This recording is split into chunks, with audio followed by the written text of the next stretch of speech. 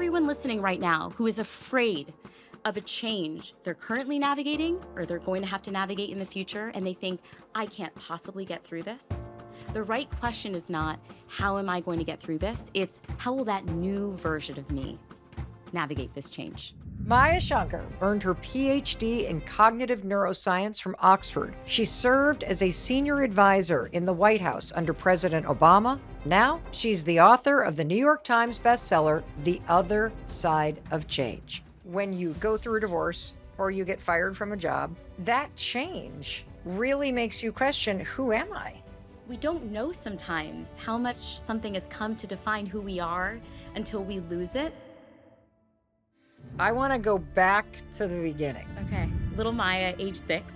That's when I started playing the violin. Fell in love with it immediately. I would practice for hours. I was studying at Juilliard. I was soloing with orchestras, winning concerto competitions. And then I overstretched my pinky finger. And doctors would later tell me it was a career-ending injury, that my dreams were over. What do you say to a person who's dealing with that kind of destabilizing change? For the person who's in the throes of it, who cannot see beyond their pain, this is the technique that has completely transformed my life. It's called... Maya Shankar, welcome to the Mel Robbins podcast. Thank you so much for having me, Mel. I am so excited. You came in here like a tornado. I can tell that you are ready to inspire and teach and motivate, and you have been waiting to talk about this topic. And the way I want to start is, how could my life be different if I take everything you're about to teach me today about change, managing it, creating it, surviving it, if I really take it to heart and I apply it to my life? How's my life going to change? I think we've all heard this mantra that while we can't control what happens to us, we can control our reaction to what happens. And if you're anything like me, you're like, okay, yeah, that sounds good, but how the heck do I actually do that, right?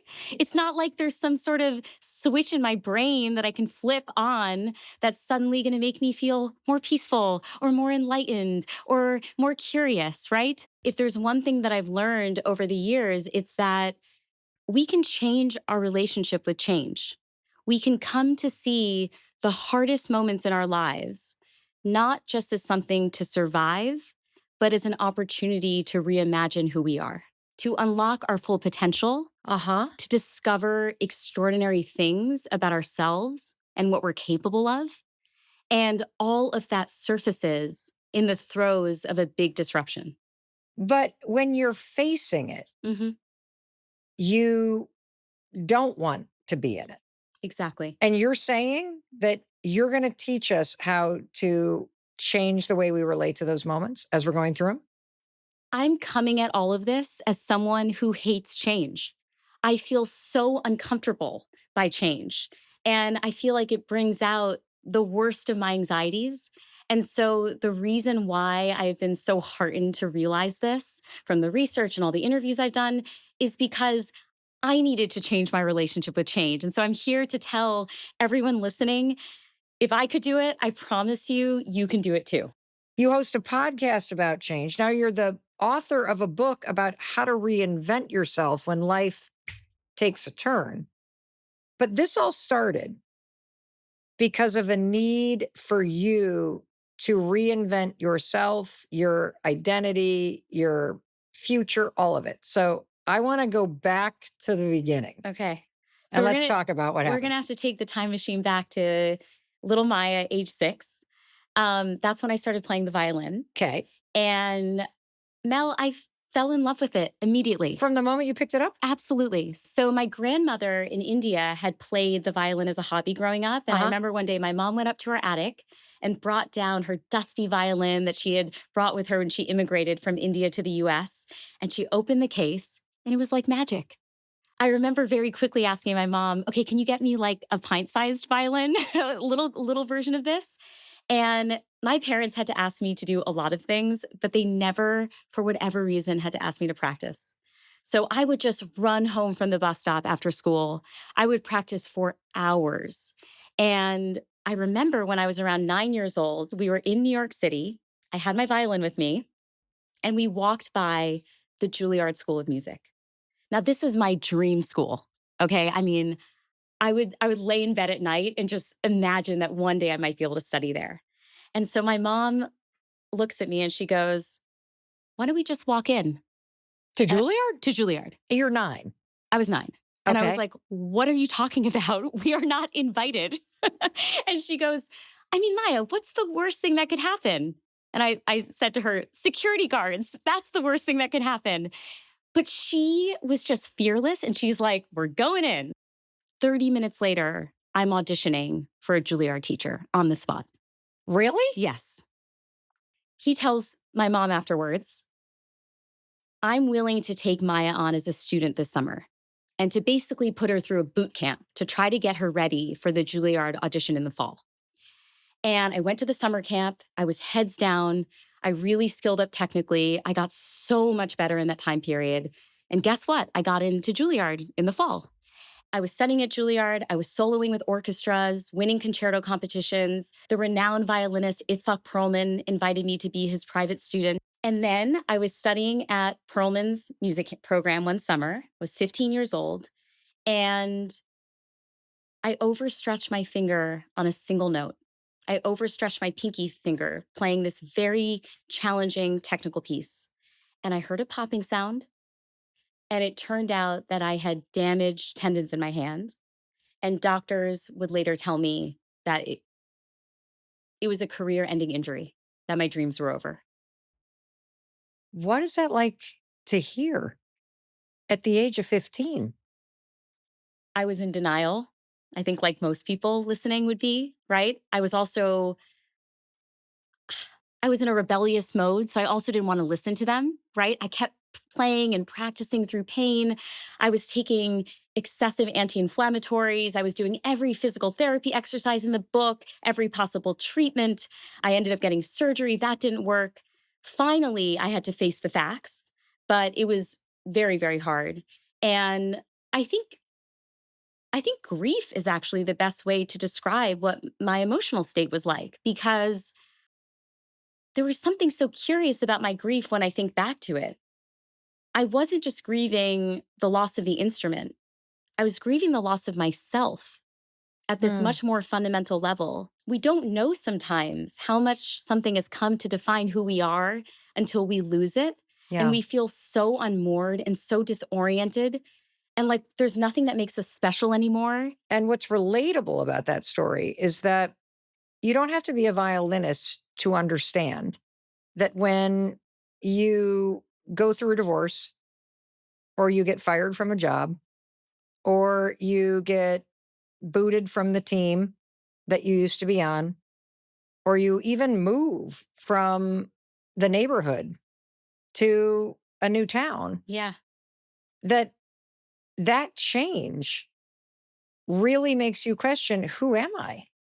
What do I want? Like even if you think you know what you want, you pick a certain major or you go into a certain profession and you start doing it and you're like, do I really want to be a lawyer? Do I really want to be a nurse? Like Yeah. this is a really, is this really, and you start to question yourself. Because that's the thing about self identities, they project us into the future. So every future I had imagined for myself have now disappeared from view. But what we can do is we can expand our self identity so that it is more robust in the face of change. Now, what do I mean by that? My advice is to define yourself not just by what you do, but by why you do it. Okay, so let me ask that question for the violin. If I stripped away all the superficial features of playing music, Hmm. what was the essence of my passion? What drove me towards the instrument? It was a love of human connection. I loved connecting with people through my music. I loved seeing them smile. I loved seeing them feel things as a result of what I was producing. Guess what?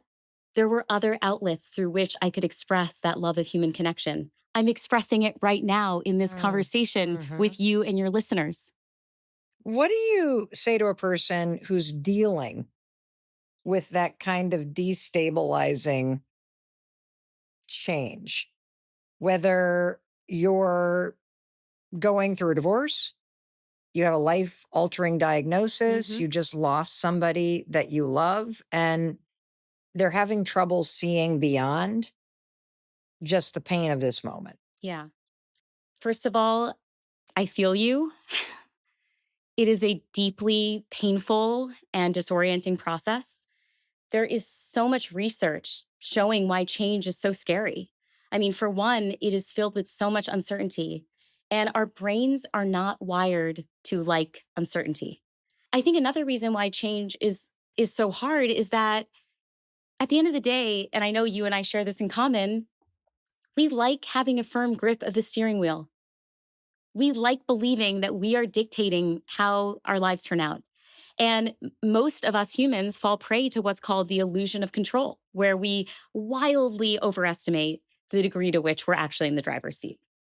And so, for the person who's in the throes of it right now, who cannot see beyond their pain, I want to share a personal story. Um, the last 6 or 7 years have been really tough for my husband and me. So, we have been trying to start a family. We've been unsuccessful. We've had to navigate so many disappointments and obstacles and heartbreaks. And dealing with pregnancy losses has left me reeling because for someone who loves control, for someone who loves outworking every challenge she faces, guess what? No such thing as outworking fertility stuff. So we had found out um, that we lost identical twin girls with our Hmm. surrogate. And I was beside myself. I was in our bedroom, covers over my head, and sobbing. And my husband comes in, husband Jimmy, and he says, "Let's just do a quick gratitude exercise." And I was like, "Hell nah." Okay. How dare you? You take your Instagram BS, go into the corner with your toxic positivity, and I'm going to stay under the covers and sulk because that is my reality right now. P.S. I still love you. Okay. But I was so pissed. So, anyway, finally, he kind of wears me down. I'm like, you know what? I'm going to do this damn thing just to get him off my case. All right.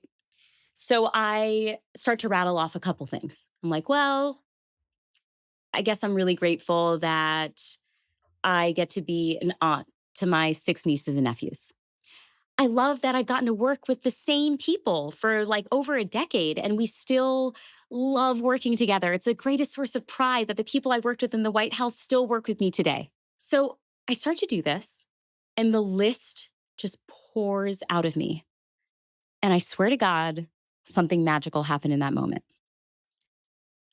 I had been so single mindedly focused on becoming a mom that I had developed tunnel vision and I had completely forgotten about how otherwise rich and multidimensional my life was. Hmm. And in engaging in this practice, by the way, it's called a self affirmation exercise. My husband, who's a software engineer, didn't know that that was what he was doing, but it basically just involves taking a few minutes to write down everything that gives your life meaning, every identity that makes you feel valuable, that has not been threatened by the change. And so I just want to remind everyone who is listening the pain is real, it will persist.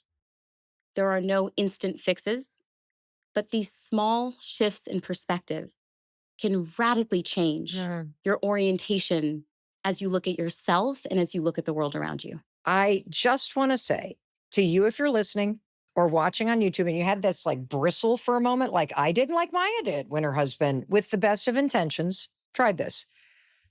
There are going to be those moments in life where you're not only going to be under the sheets for a day, you might be there for a week or a month. You might need to process things for a year or a couple, and that's okay. What I want you to know is wherever you are, the moment that you're ready to pull the sheets down, you're ready to start moving forward through this change that you do not want, that is not fair, that is just horrible to have to process and accept, that the tools are there as frameworks to help guide you as you move forward. Yeah. One of the things I wanted to add to this is that if you're processing a loss and you're going through the experience of grief, that it takes a lot of time to come to terms with the loss that you have. And we had this extraordinary expert on grief, David Kessler, on the podcast. And he shared this statistic that I found to be so empowering, that the average time period when somebody seeks support after losing a loved one is between 5 and 10 years. And so if you've been living with grief for a while, what David Kessler says is the moment that you're ready to seek help is the perfect time. You know, in your research, Dr. Shankar, you say that people are not great at predicting how change is actually going to impact them. Can you explain? Yeah. So we are notoriously bad affective forecasters. All that means is that we are so bad at predicting how we are going to feel about events in the future. Okay. This is really important for us to know. It is? We overestimate how bad the bad things are going to be. Mm-hmm. And we also overestimate how good the good things are going to be. I lost my job, for example. Yes. It's going to completely ruin me, and I will never regain the current happiness level I have. And then I also think, if I get this promotion, I'm going to be happy forever. But actually, we just revert right back down to what's called our happiness set point. Okay. So whether it's a loss or it's a gain, after you experience the emotion of the loss or the gain, you tend to settle back to where you used to be. Yeah, or at a minimum, it's never as bad or as good as we thought it was going to be. Now, why is it important to know that? The reason it's important to know that is because at the outset of a change, when we're feeling so daunted by our ability to get through it, we want to have that reassurance that it's actually never going to be as bad as we think. But one of the biggest reasons why we get it wrong is that we forget that we too will change as a result of the experience. We are a work in progress. And we forget that as the world is changing around us and as a change is happening to us, it is also creating lasting change within us. I just saw what you were talking about. That you, with the person you are in this moment, you think you can predict how you're going to feel and who you're going to be in a future moment. But the truth is, the person that you are right now will not be present for the future moment Exactly. because you are going to have changed based on what's happening to you next. 100%. We somehow think that the version that we are today is like the final version, the fully enlightened version of Maya. But here's the thing, we become different people on the other side of change. And so when you are feeling so scared and daunted, everyone listening right now who is afraid of a change that is they're currently navigating or they're going to have to navigate in the future, and they think, I can't possibly get through this. The right question is not, how am I going to get through this? It's, how will I, with new abilities and perspectives and values and capabilities, how will that new version of me navigate this change? There is something so reassuring in that message because time and time again, everyone I talk to says, you know, I wouldn't have willed this negative change to happen, but damn, am I grateful for the person I became as a result of it. I am so different than I was before. What is identity foreclosure? So, identity foreclosure is something I actually experienced as a little kid. I didn't have a name for it, of course. But it's when we anchor our identity to something prematurely without having explored all other available options. So, when it came to the violin, I just kind of attached myself to that moving train and I jumped on it and I was just like off to the races. Okay. I'm going to be a concert violinist. Yes. That's my identity. Yeah. Okay. And what identity foreclosure does is that it prevents us from more consciously building these multifaceted identities. We inherit labels and identities from our families, from our teachers, from our friends, from our communities. But we aren't always interrogating what they are or making proactive choices that help expand them. I have a friend who always wanted to get married Yeah. and hasn't found the person. Yep. Not yet. And yet it's this thing that they wrestle with. Mm-hmm. And how do you handle that experience when it's something you've thought about for so long, Yeah. and it hasn't happened yet. One of the topics that I explore in the book is called possible selves. Ooh, And it's I like that. and here's the basic premise. Okay. So all the time we are generating possible selves as we go about our lives. So when your friend is thinking about one day wanting to be married, she's generating a possible self. Yes. When Mel decided, hey, you know what? I think I should do a podcast. She was imagining a possible self. When I, as a teenager, learned that she could no longer play the violin and had to figure out how to find some way to reinvent herself, she too was generating a possible self. And Yes. so possible selves come into three buckets. There's hope for selves. Uh-huh. Those reflect our dreams of what we hope will happen in the future. Feared selves reflect our anxieties and our worries about what might happen in the future.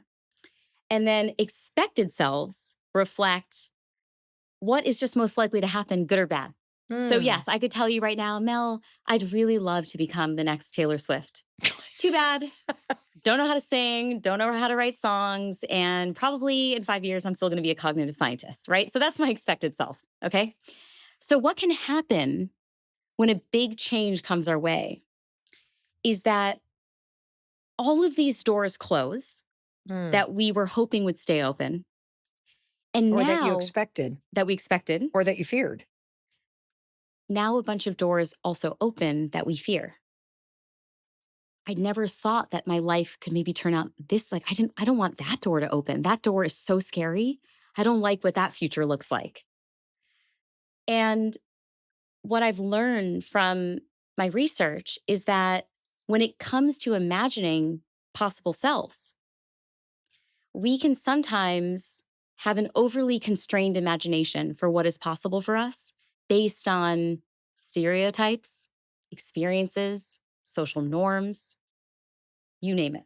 How many times have we been thrust into a new environment? All of a sudden, I'm a caregiver. All of a sudden, I'm a chronically ill person. All of a sudden, I'm jobless.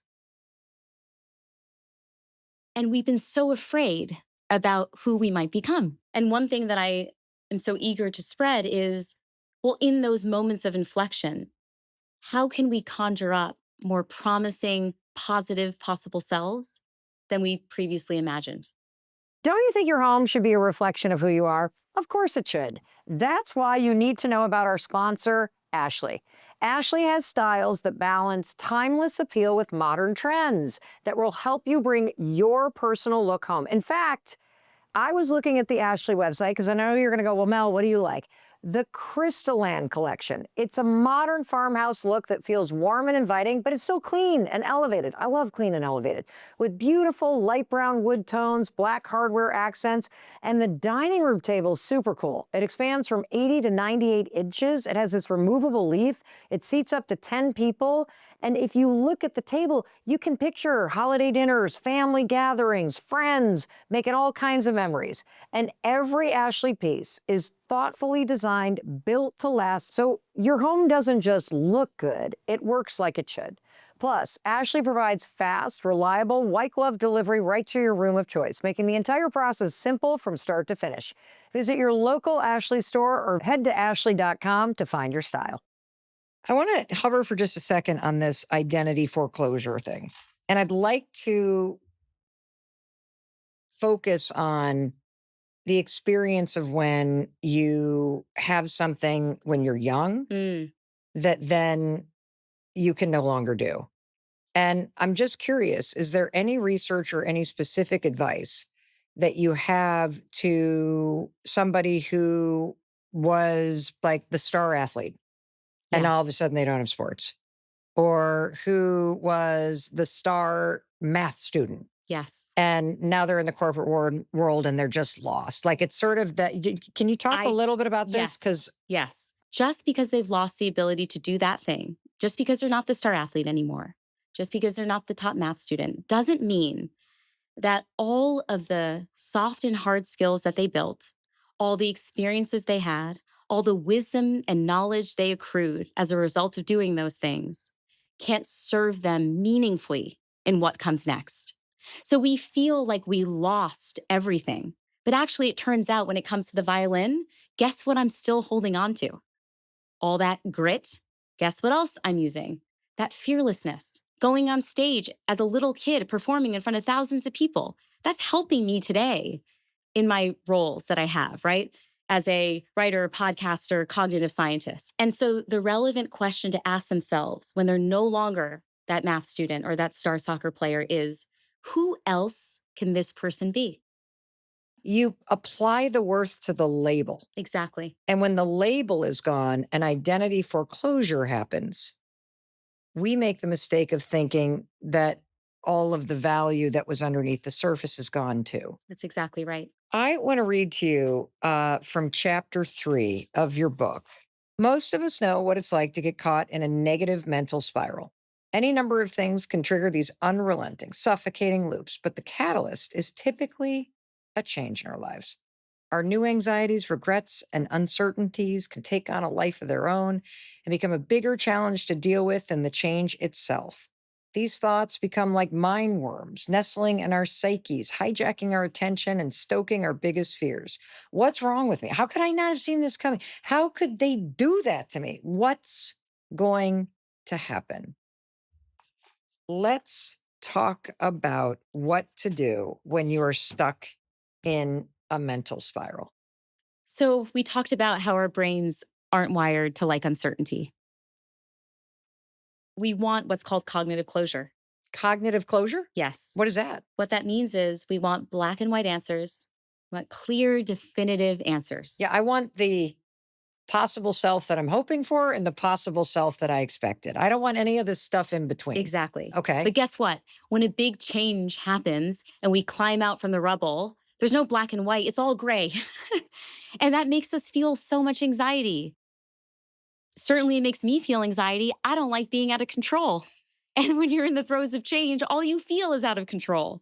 So, what does our mind do? I don't know. Well, it starts spiraling, but why does it do that? It's so not helpful. Exactly. It starts spiraling because it's trying to regain control in the way that it knows how, which is we think, maybe I can outthink this problem, but it's fool's gold. You think, if I could just figure out, let's say you're navigating a breakup, if I could just figure out why he stopped loving me, then I can finally move on and enter another relationship. If I can just figure out all the ways that I can keep my family safe, then I can actually move on peacefully. If I can analyze every mistake I've made in the past and every regret I possibly have, then I'll never make those regrets in the future. So we have this false sense that we're actually making progress on the problems and challenges we're facing, but we're actually just looping over the same negative thoughts over and over again. Because a lot of questions in life don't actually have answers, but our brains, they haven't caught up to that wisdom yet. So you've got all these tools. God, do we need this? Let's start with the first one, cognitive reappraisal. What is that? Cognitive reappraisal is, again, one of those fancy pants terms that doesn't need to be fancy, which simply means that we interpret a situation differently in order to alter the emotional impact it has on us. Okay, so let me try to put that in a way that I would understand. You are going to gaslight yourself, or you're going to put nicer icing on the cake in order to get you to direct yourself at the expected or the hoped and not the fear? Is that what you're doing? What are you doing? You're going to change the way you think about a situation. You have a gut reaction to your being a certain way or a situation unfolding in a certain way. Yes. And you're going to deliberately change your interpretation. Would this be an example of one? Because I talked to somebody who on this podcast who is an expert in grief. And he said something that I will never, ever, ever forget, which is if you are in a spiral around what ifs, what if, what if, what if, what if this, what if that. And I actually used this on the phone with my mom this morning because they had a friend who died over the weekend very, very suddenly. And I shared this little reframe with her. So David Kessler, mom, just did an episode with us, and he suggests that you say, even if, even if, even if. And I found it to be so powerful. Yeah. Because if the person is gone, there is nothing that brings them back. And all of the worrying that we're doing, which is trying to make sense of it, which is super, super, super normal, doesn't actually do anything, but make you feel this false sense like there could have been something. And Mhm. so the even if I thought was really powerful. And I could see how you could use even if in a breakup, even if I did this, even if I did that, even if I did the other thing. Mhm. Is that an example of what Yeah, you're talking about? you're reframing a situation and it's altering the way you feel about it. 100%. That's reappraisal. Yeah. It doesn't mean that it wasn't fair. It doesn't mean that it Absolutely. All the wasn't facts are cruel. still It doesn't, true. all the facts are, it doesn't mean you're not going to grieve or anything. But that sort of bouncing from what I wanted and what I hoped and what I expected. Oh my God, my fear. Now I can't handle this. And the need to kind of land the plane and feel okay and in control. Like to me, okay, great. I thought that's what that was. Yes. You have another one that you reference, which is mental time travel. Yes. So our brains have a remarkable ability to go into the past and into the future. And this can be an asset to us when we are navigating a really frustrating mental spiral. You've actually taught us a lot about that because you've taught us that we can look back at the past and go, well, I'm not that person anymore. Like I look at the college version of myself, I'm like, that was peak dysfunction, Mel. I'm not that person anymore, Yeah. thank God.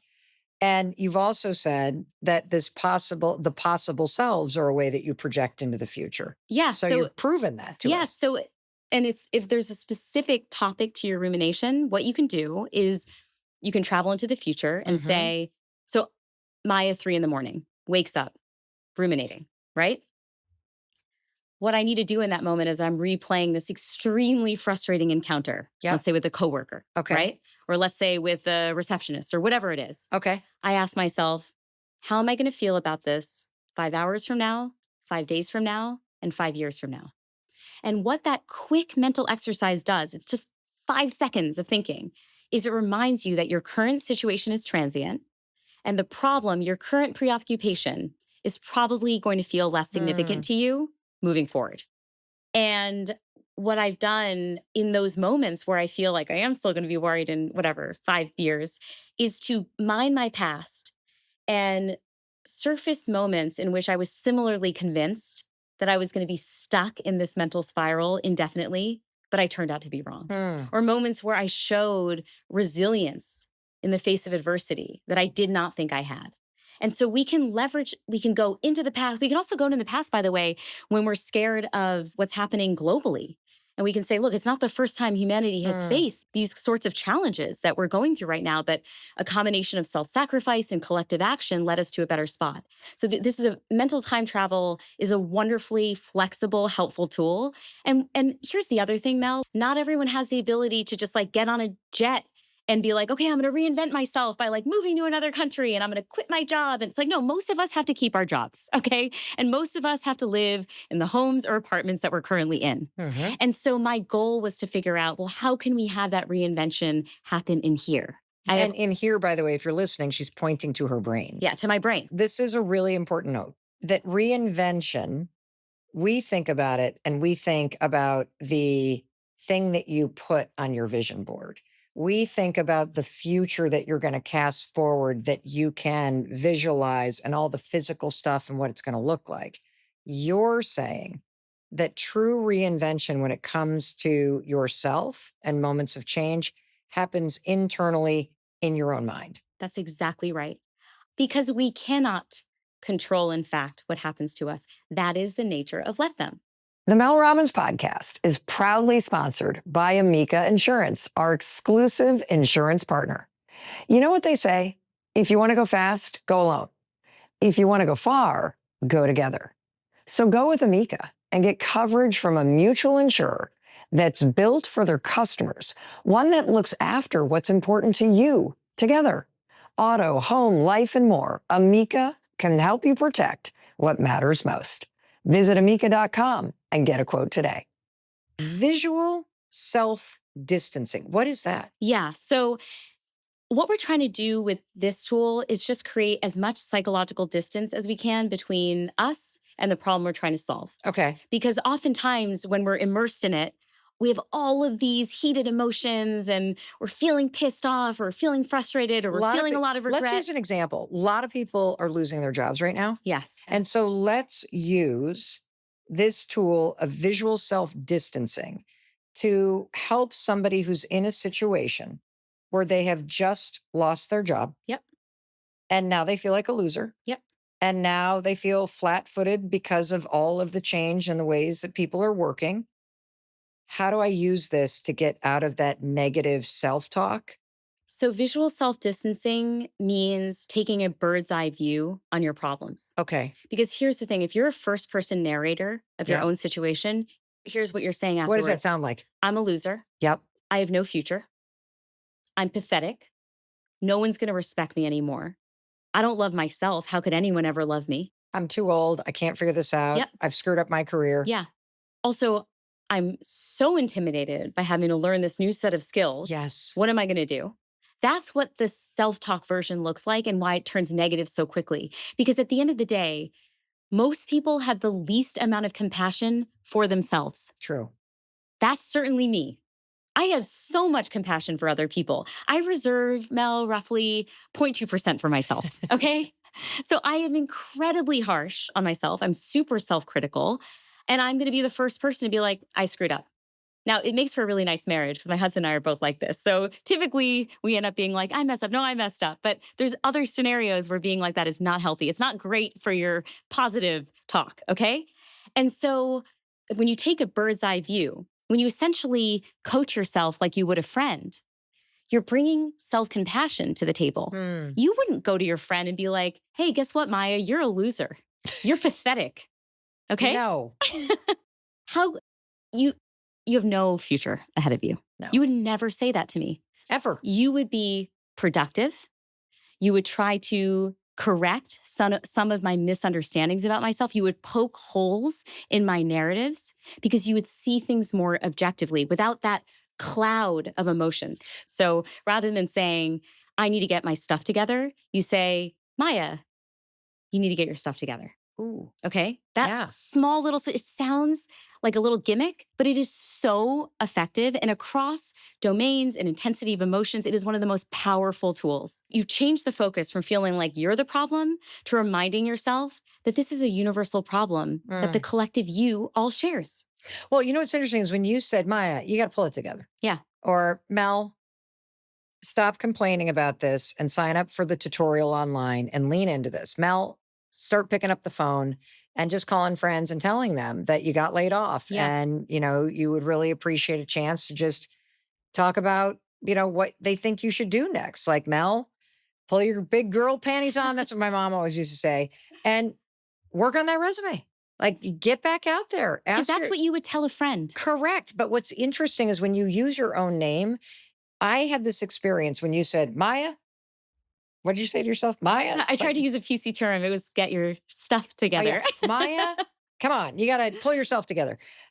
I could almost feel like there was a little coach standing behind you going, come on now, come on now. You were outside of yourself. Exactly. Now, you say distraction can be a tool to get out of the past and this negative self-talk. And I need to hear more about this because distraction is a very negative thing in the world right now. Yes, I think there is a really harmful popular narrative that if we don't persistently and directly confront our negative emotions after some negative change happens in our lives, those emotions are going to rear their ugly head with greater vengeance down the line. The research actually shows that the story is much more complex.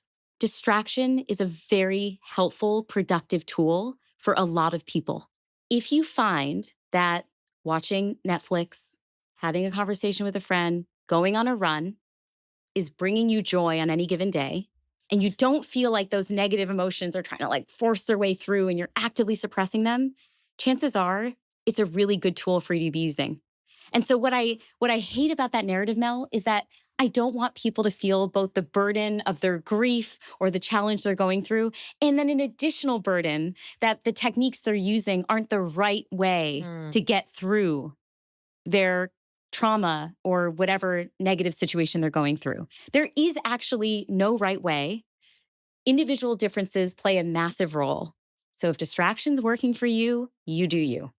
Another thing that's fairly easy to do is to read fiction. Hmm. So researchers call fiction an identity laboratory because what you're able to do when you're reading fiction is to freely explore and try on for fit, if you will, new identities. You can anticipate how you would respond at different junctures. You can take risks that you would never take in normal life, right?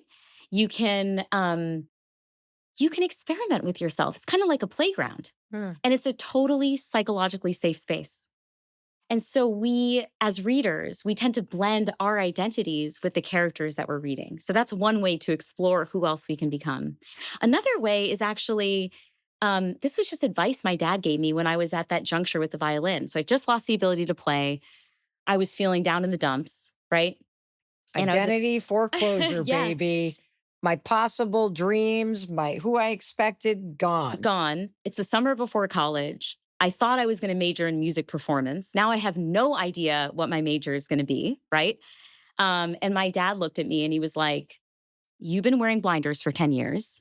Your job this summer, in addition to doing your job that you're working this summer, is to expose yourself to as many ideas and worldviews as you possibly can." So by that, I mean, watch documentaries, read books, watch TV, Hmm. talk to people about their experiences, talk to their parents about their experiences. But importantly, and this was the key part, Mel, you need to go on this quest with no end goal in mind. Because if you're trying desperately to figure out what's my major going to be, you're not going to be as exploratory as you should, Hmm. right? You're going to preemptively close doors because you don't see them as possible.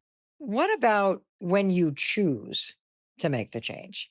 Yes. Okay. So, because oftentimes you think it's going to be good, Yes. but is there value in creating change in your own life, even, though it's going to feel uncomfortable and you're going to be uncertain? I mean, discomfort is the key to unlocking our brain's potential. That's what the neuroscience shows. So we have this remarkable ability for neuroplasticity, which basically just means our brain can rewire itself in response to our experiences and the challenges we put in front of us. And so every time we put ourselves into an uncomfortable situation, we are boosting our brain. Here's the great thing though, when we are in these positions where we're learning something new, when we're having to challenge ourselves because we're introducing change into our lives, we fail a lot. Failure is uncomfortable. But what failure does is it releases this powerful cocktail of neurochemicals that signal to the brain, hey, something's not working. The current setup is not serving me. I have to rewire things in order to get them right next time. Huh. And so that is how we tap into this amazing neuroplasticity and keep ourselves sharp as long as we possibly can. So, what do you say to the person listening who may be holding themselves back? They're in a pattern. They are looking at the doors. They see who they hope to become. They know who they kind of expect to become, especially if they don't make this change. Yes.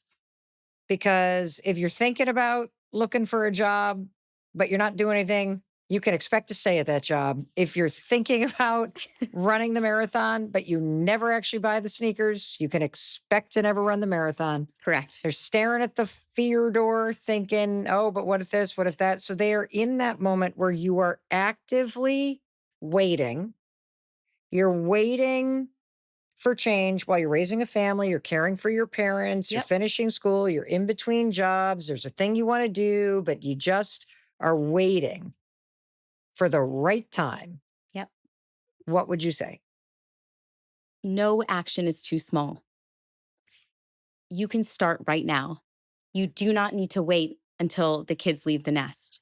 You do not need to wait until you are no longer a caregiver. Because here's the thing.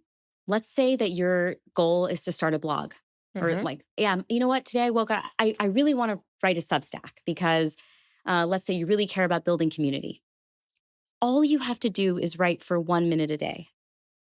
And the reason is that the difference between 0 minutes and 1 minute is seismic. Because when it's 0 minutes, nothing. When it's 1 minute, you're a writer. You've embodied this identity and you're going to build towards it. And it's going to be self reinforcing and it's going to lead to this virtuous cycle where over time you start to believe it too. So I would tell people to start now. It can be the smallest little action. Okay. Maybe it's just one little step you take in the direction of that possible future self. The other thing I want to share is that there are really good techniques from science that can help drive motivation when we need it most. Okay. So the first is to break really big, daunting goals into bite-sized bits Okay. that feel much more manageable and where we can feel a sense of accomplishment in the short term. And the other reason why it's so important to break the big goal into the small goals is that we want to avoid what's called the middle problem. What's the middle problem? So the middle problem refers to the idea that we don't have stable amounts of motivation over the course of pursuing a goal. We get a huge boost in the beginning. So this is like New Year's Day, right? Yep. We're like, oh my God, I'm ready to go. Where is my gym shoes? I'm off, I'm going to go on the elliptical or the treadmill or whatever it is. Okay. And then we get a huge burst of motivation at the end Yep. because now we're really close to achieving the goal. So we're like, oh, it's like, think of a marathon. You're in the final stretch. You actually speed up a little bit because you're so excited to almost be there. But we actually get a lull in motivation in the middle. So what breaking a big goal into smaller goals does is that it reduces the continuous length of that middle stretch. If you have a year-long goal, that middle is 3 months where you have that drop in motivation and you're likely to just fall off the wagon altogether. If you have a week-long goal, Yep. now your middle is just over, it's like 2.5 days or something, right? Yeah. So now you have a much smaller time frame in which you get that, oh, I don't want to do this. But Yes. okay, you know what? I'm right back into it as I'm getting towards the end of the week. Okay, so that's the first thing, right? Break the big goals into smaller units. The second, and this is the technique that has completely transformed my life. It's called temptation bundling. Okay. It's developed by my friend Katie Milkman. You just have to do the hard thing that is required for you to achieve your possible self with an immediately rewarding activity. So something that is immediately delightful, is a great reward. But importantly, you have to deny yourself access to that little fun treat in all other realms of life. So here's how I've applied it to my life. Okay. I only allow myself to listen to Taylor Swift's new albums when I'm working out. I love temptation bundling. Yes. I love it. Okay. Changed my life. Okay. Third one. We have a funny quirk in the way that our brains form memories and how we look back at an experience. Okay. This is my favorite insight about the brain. When I learned this in college, I thought, I need to be a cognitive scientist. Okay. It's called the peak end rule. When we look back at an experience, we don't give every moment of that experience equal weight in our memories. We overvalue the peak of the experience, positive or negative, just the most emotionally potent moment that we went through. And then we assign a lot of weight to the end of the experience, hence the peak end rule. Now, what does this mean in practice? I don't know. It means we can't really control the peak. That's out of our control, right? If I'm in like I've been in these difficult writing sessions, I definitely can't control how negative or positive and also when it happens and if it's negative or positive. But what I can control is the end. So here's what you do. You hack the system.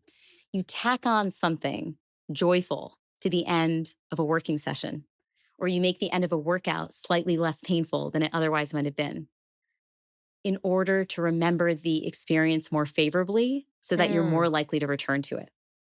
So after I do my 30 minutes of writing, guess what? I have my favorite candy. It's just like I have a little bowl sitting on my desk. I just eat a little coffee chew and I'm like, okay. It sounds so silly, but I swear to God, Mel, it works because I think back, I'm like, oh, it wasn't so bad. And you can do this. Like when you work out, and if let's say you don't like working out, you don't like how hard it is, and with a fun cool down stretch thing that's more relaxing, your brain will remember it more favorably. So the peak end rule is something to keep in mind. If you have something that you feel like, oh, I'm trudging through this and it's so hard, you can shape its end opportunistically to make it something you look back on more fondly. I love that. So, Dr. Shankar, what do you want the person who's listening to know about what's possible for them if they change their relationship to their future, to what's happening right now, and to the identity of who they think they are, Yeah. but who they could become. Yeah. I think you will astound yourself by the person that you can become on the other side of change. And I'm excited for you to go on this journey. I think your friend along the way is going to be curiosity. I think we have to be so curious about ourselves to even witness the progress we've made or to witness our own evolution. We have to study ourselves and to ask and interrogate, what are my beliefs? How do I see myself? How do I see the world? Maybe these things aren't sacred, immutable truths. Maybe I can revisit them. Maybe there's a new version of me that can exist, who's better. And if you just know the right questions to ask and the right tools, I'm so confident that you will get to the other side of change so proud of who you've become.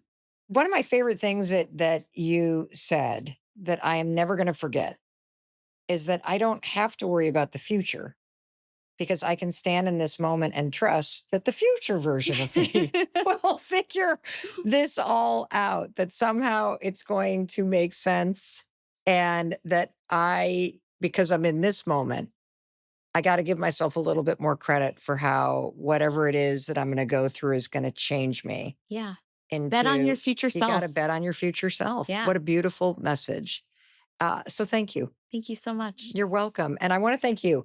Thank you for taking the time to listen to this. There's so much change going on right now. I loved the frameworks. The frameworks were so helpful. I am so excited for you. I'm excited for the future you. And in case no one else tells you, I wanted to be sure to tell you that I love you and I believe in you and I believe in your ability to create a better life.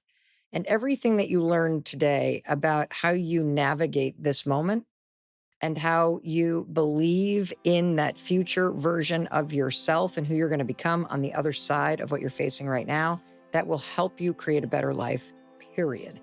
Alrighty, I will see you in the very next episode. I'll welcome you in the moment you hit play. And thank you for watching all the way to the end. I really appreciate you being here. I also love that you're sharing this with people in your life that may be going through a tough time or trying to navigate change. These tools are going to help them do that. So thank you for sharing. Thanks for hitting subscribe. I really appreciate you supporting us that way. And I know you're like, all right, Mel, I'm all excited. What do I watch next? I think you're going to love this. And I'll be there to welcome you in the moment you hit play.